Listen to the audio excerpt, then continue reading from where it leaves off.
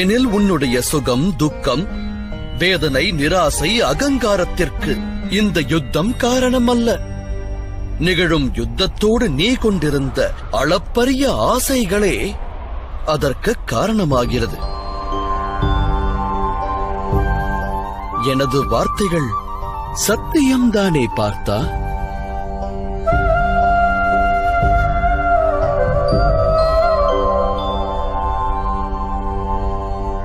सुख दुखे समे कृत्वा लाभा लाभौ जया जयो ततो युद्धाय युज्यस्व नैवं पाप मवाप्स्यसि.